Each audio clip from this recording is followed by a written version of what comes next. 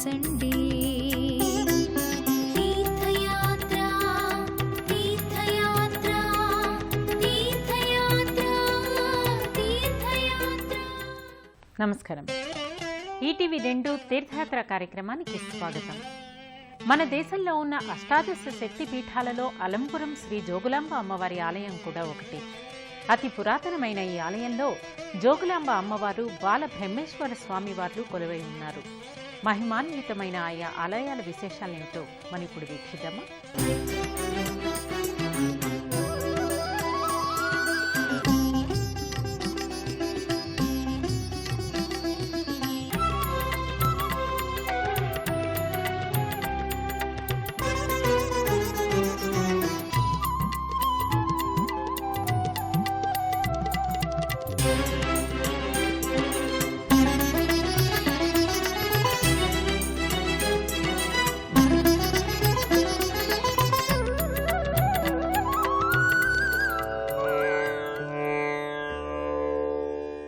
లంకాయాం శాంకరీదేవి కామాక్షి కాంచికాపురే ప్రద్యుమ్నే శృంఖలాదేవి చాముండి క్రౌంచపట్టనే అలంపుర్యాం జోగుళాంబ శ్రీశైలే భ్రమరాంబిక కొల్హాపురే మహాలక్ష్మి మహురే ఏకవీరిక ఉజ్జయిన్యాం మహాకాళి పీఠ్యాంచ పురుహూతిక ఓఢ్యాణే గిరిజాదేవి మాణిక్యా దక్షవాటికే కురుక్షేత్రే కామరూపి ప్రయాగే మాధవేశ్వరి జ్వాలాయాం వైష్ణవీదేవి గయే మాంగళ్య గౌరిక వారణాస్యం విశాలాక్ష్మి కాశ్మీరేతు సరస్వతి అష్టాదశేషు పీఠేషు శక్తయో ముని సంస్థుతః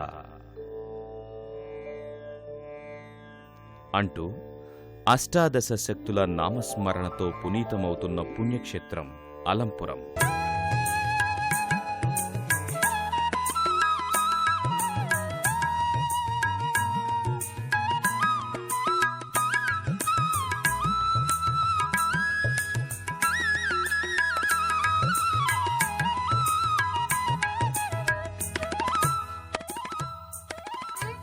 దేశంలోని అష్టాదశ శక్తిపీఠాలలో ఒకటిగా 5వ శక్తిపీఠంగా విరాజిల్లుతున్న ఈ దివ్యక్షేత్రంలో సాక్షాత్తు జోగుళాంబ అమ్మవారు, బాలసుబ్రహ్మణ్యేశ్వర స్వామివార్లు కొలువై ఉన్నారు.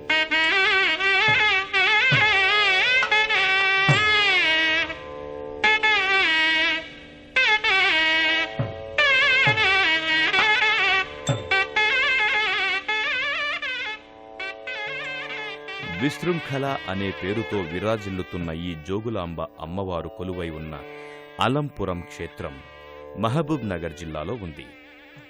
జోగులాంబ అమ్మవారు, బాలబ్రహ్మేశ్వర స్వామివార్ల లీలా విశేషాలతో పునీతమవుతున్న ఈ దివ్యక్షేత్రాన్ని చేరుకోవడానికి దేశంలోని అనేక ప్రాంతాల నుంచి బస్సులు అందుబాటులో ఉన్నాయి. అలంపురం దివ్యక్షేత్రం చేరుకునే మార్గం సుందర ప్రశాంత వాతావరణాన్ని ప్రతిబింబిస్తుంది. అలంపురం మొదట్లో హమతాపూర్గా ఖ్యాతిగాంచింది. ఆ హమతాపూరే అనంతరం అమలాపూర్ అయ్యింది. కాలక్రమంలో అమలాపూర్ అలంపూర్గా రూపుదిద్దుకుంది. అలంపూర్కు చేరుకున్న భక్తులు ముందుగా ఈ క్షేత్రానికి ఆనుకొని ప్రవహిస్తున్న తుంగభద్రా నదిలో స్నానాధికాలు చేస్తారు.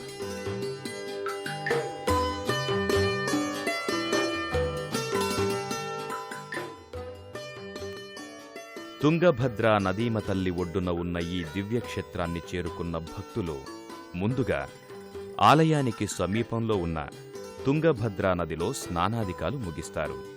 అనంతరం జోగుళాంబ అమ్మవారి ఆలయానికి బయలుదేరుతారు. జోగుళాంబ అమ్మవారి ఆధునిక ఆలయం విశాలమైన ప్రాంగణంలో ప్రశాంతంగా దర్శనమిస్తుంది.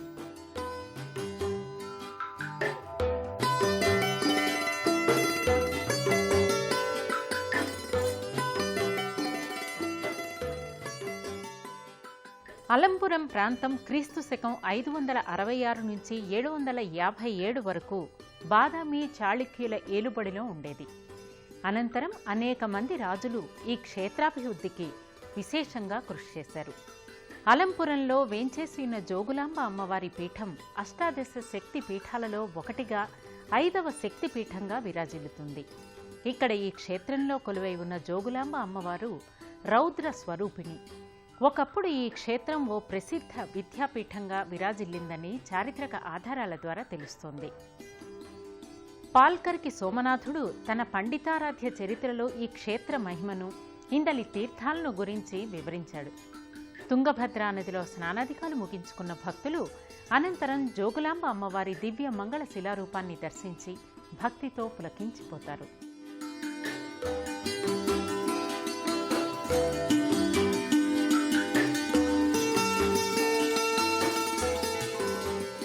ఆలయ ప్రాంగణంలోకి చేరుకున్న భక్తులు జోగులాంబ అమ్మవారిని మనసా వాచా తలుస్తూ గర్భాలయంలోకి చేరుకుంటారు.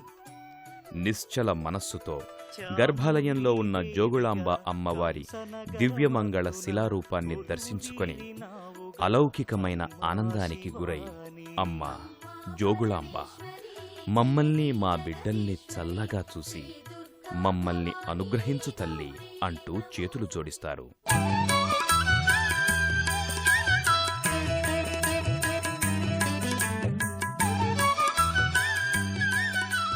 జోగులాంబదేవియై అలంపురమునందున అలరారే తల్లివే, ఆది పరాశక్తివే. అమ్మా పరమేశ్వరి జననీ జగదీశ్వరి శ్రీ దుర్గా భవానీ గౌరీ నమోస్తుతే. భ్రమరాంబిక రూపుతో శ్రీశైల క్షేత్రములో మల్లికార్జుని మదిలో విలసిల్లే తల్లివే.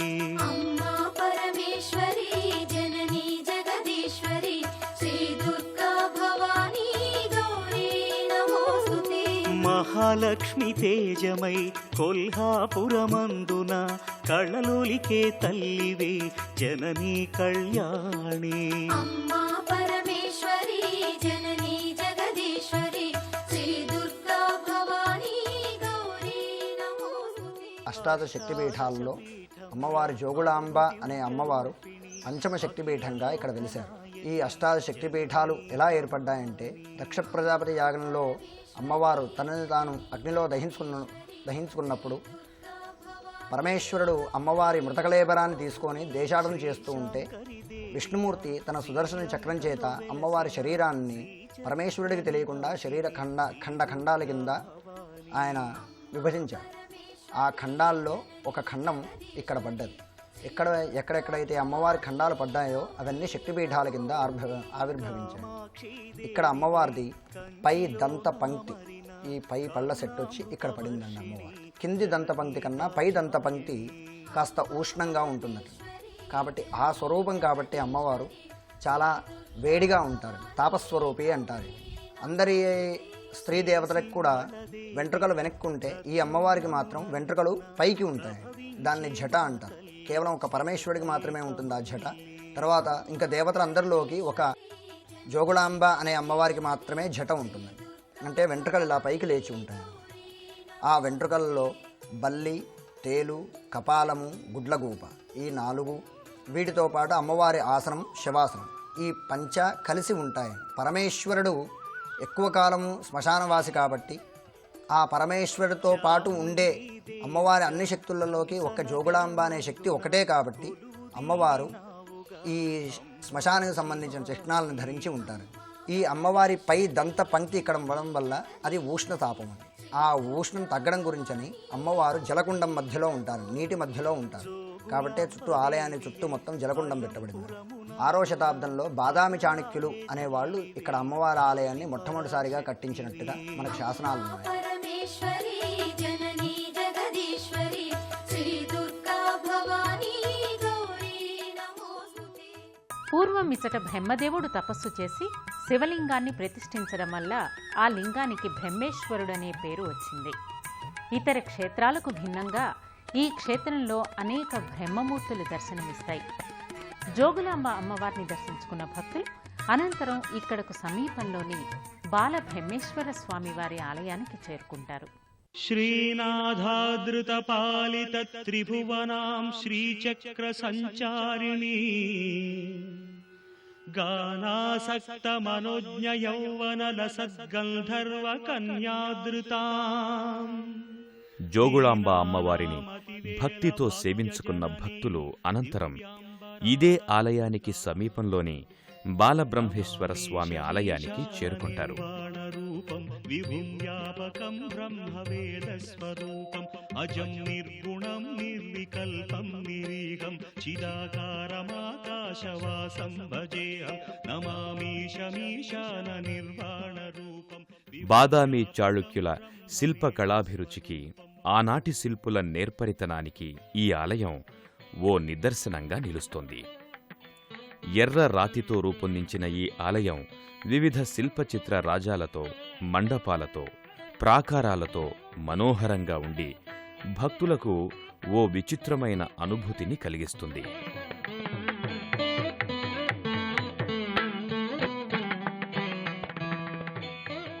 ప్రధానాలయ ప్రాంగణంలో కుడి భాగాన శమీ వృక్షం దర్శనమిస్తుంది. ఈ శమీ వృక్షానికి సమీపంలో శమీశ్వరుడి ఆలయం దర్శనమిస్తుంది.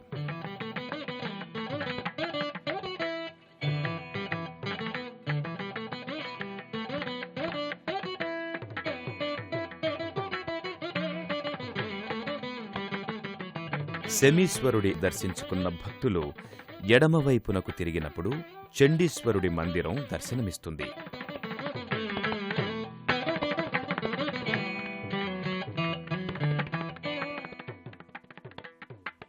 చండీశ్వరుణ్ణి దర్శించుకున్న భక్తులు అనంతరం ప్రధానాలయంలోకి ప్రవేశిస్తారు.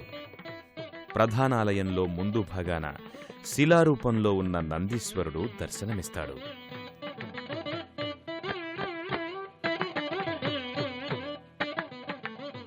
నందీశ్వరుడికి సమీపంలో బాలబ్రహ్మేశ్వర స్వామి, జోగుళాంబ అమ్మవార్ల పాదాలు శిలారూపంలో దర్శనమిస్తాయి. వాటిని భక్తితో దర్శించుకున్న భక్తులు ప్రధానాలయంలోని రెండవ మండపంలోకి చేరుకుంటారు. ఈ మండపంలో త్రిమూర్తులు, విఘ్నేశ్వరుడు, వీరభద్రస్వామి, కాలభైరవుడు, అర్ధనారీశ్వరుడు, సూర్యనారాయణ స్వామి, మహిషాసుర మర్దిని, పార్వతీ పరమేశ్వరులు ఆనాటి శిలామూర్తులు దర్శనమిచ్చి అలనాటి శిల్ప సంపద వైభవాన్ని మన కళ్ల ముందుంచుతాయి.